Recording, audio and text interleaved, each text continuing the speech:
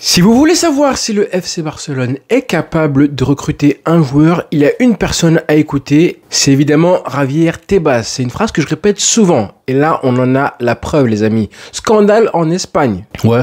En tout cas, un début de petite polémique, hein. C'est pas encore un scandale, mais ça sent pas bon, ça pue. Le mercato du Barça peine à avancer. On le sait, c'est compliqué. Joan Garcia, ça a été fait.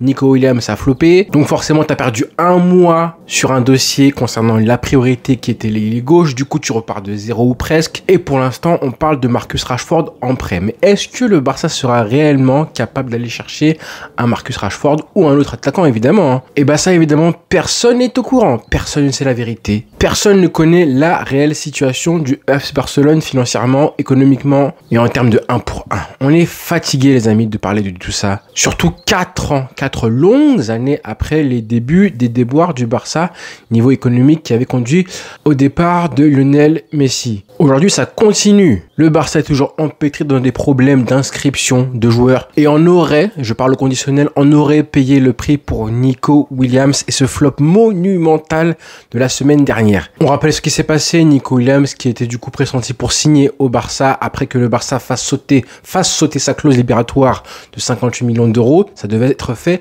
la semaine dernière. Sauf que voilà, rebondissement incroyable. Vendredi dernier, le 4, vers les coups de 10h, Nico Williams prolonge à Bilbao. Qu'est-ce qui s'est passé? Forcément, on a eu plusieurs théories du complot. Et là, à chaque fois dans ces cas-là, on a un camp avec les personnes qui mettront la faute sur exclusivement Nico Williams et son agent. De l'autre côté, les personnes qui vont blâmer la direction du Barça, Laporta, Deco, sur le fait qu'ils ont réussi à rater un dossier qui était franchement entre leurs mains. Et d'autres personnes qui vont blâmer, je sais pas moi, la presse, Bilbao, le Barça, l'entourage du joueur. Bref, chacun défend ses intérêts, évidemment. C'est comme ça que ça marche. Personne n'est objectif et personne ne peut admettre que peut-être qu'il y a plusieurs coupables. Alors très vite, on a eu la thèse d'un joueur qui se serait du coup rétracté parce que il ne savait pas s'il allait être inscrit par le Barça une fois qu'il aurait signé au club catalan. Du coup, quand on a vu ça, on s'est dit mais c'est pas forcément crédible parce que le joueur du coup signe et prolonge le 4 juillet, n'attend même pas de savoir si oui ou non le Barça est capable de l'enregistrer et en plus pour 10 ans.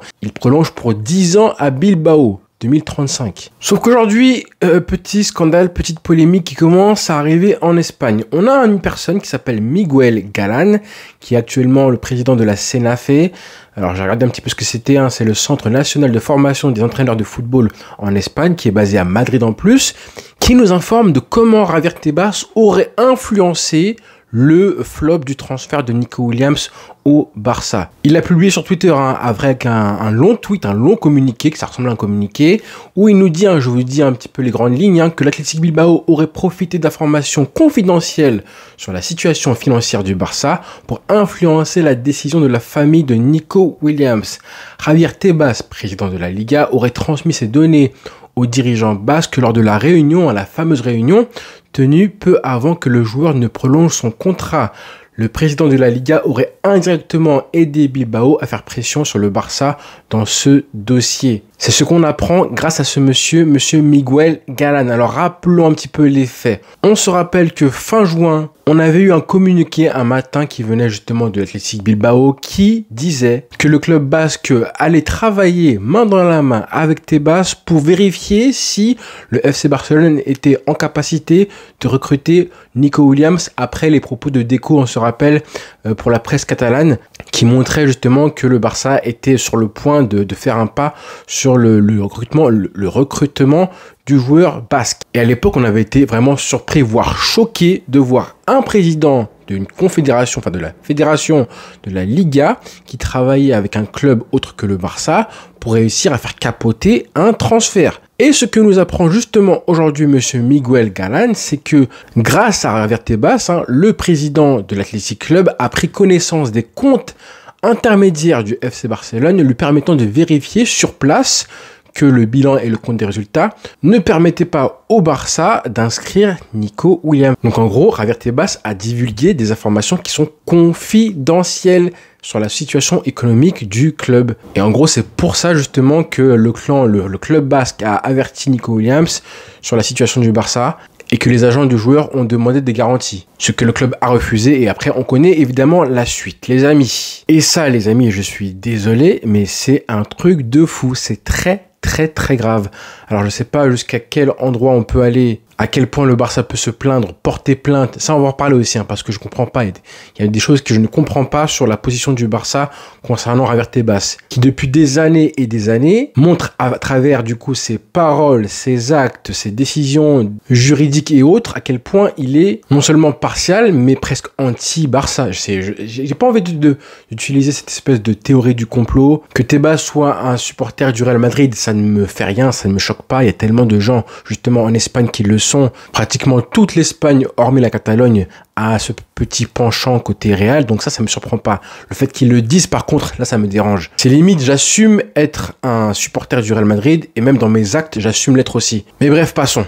Là, quand même, il s'agit d'influencer tout le mercato et la saison du Barça. Ce qu'il a fait, là, il y a une semaine de ça, en disant publiquement, hein. Je crois qu'il avait dit que le Barça n'était pas en capacité d'inscrire tel ou tel joueur, peut-être Joan Garcia ou Nico Williams, ou même d'acheter un joueur, le dire publiquement, on te passe un micro et tu le dis comme ça à la presse et ça fait le tour de l'Espagne, forcément tu influences non pas indirectement le mercato, hein, comme j'ai vu du coup là dit et cité par Miguel Galán, tu influences directement le mercato du Barça, rien qu'avec des paroles et des mots comme il l'a fait. Alors imaginez maintenant en montrant et en dévoilant les comptes du Barça à un club rival, ou plutôt le club qui ne veut pas que son joueur parte. Comment vous pouvez croire que ça n'a pas du coup influencé Nico Williams dans sa décision? C'est sûr à 1000%. C'est archi grave. C'est archi grave. C'est une dinguerie, une folie, une vraie bavure. C'est comme si moi, là demain je partais chez l'épicier et que dans le magasin je voyais mon banquier et que mon banquier entendait que je comptais acheter 2 maniocs à l'épicerie, hein, parce que voilà, ça m'arrive souvent. Du coup, je vais à la caisse, hein, je prends mes 2 maniocs, je les pose à la caisse, hein, et je commence à sortir du coup mon portefeuille avec ma carte bleue et tout.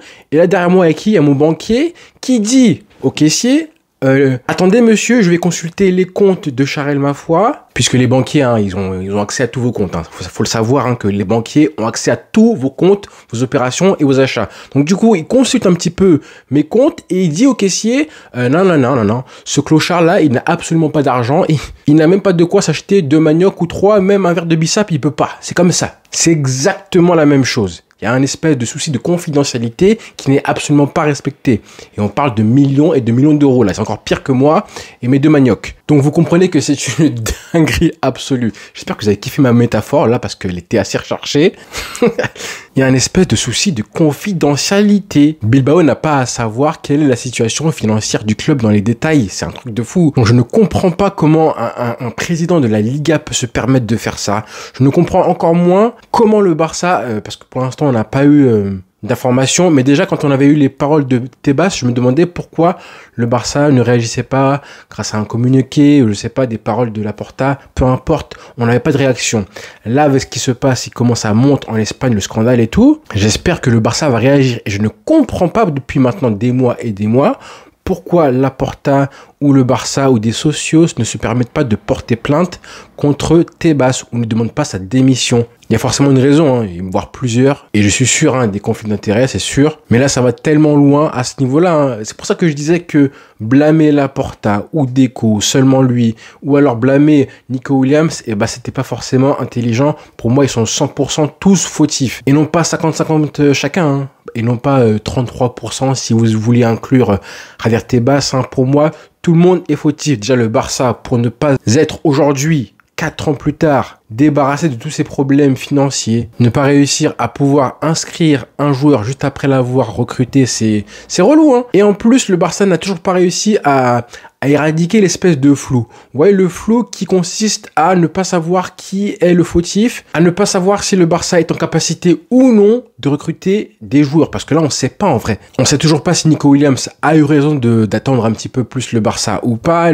Si oui ou non, comme le dit l'article, Bilbao et Tebas, oui, effectivement, le Barça n'a pas de quoi inscrire les joueurs. On ne sait pas. On suppose. Et ce flou-là, il est maintenu. Malheureusement, il n'est pas éradiqué à cause du club. Donc oui, le club est fautif, hein, Laporta Deco, mais aussi Nico Williams, parce que ce qu'il a fait, c'est un manque de respect, de revenir vers les dirigeants du Barça, de prolonger pour 10 ans, de ne pas attendre avant le 4 juillet, enfin plutôt après le 4 juillet, de prolonger comme ça là. Comme ça, sans prévenir ni personne, ni ses coéquipiers en sélection, personne ne la veut venir, c'est aussi lui le mercenaire. Hein. Sans oublier évidemment Tebas, qui vient de montrer pour la 13e, 14e fois à quel point il peut être du coup nuisible au Barça. Et évidemment, Bilbao, mais bon, eux, j'ai envie de croire qu'ils sont dans leur...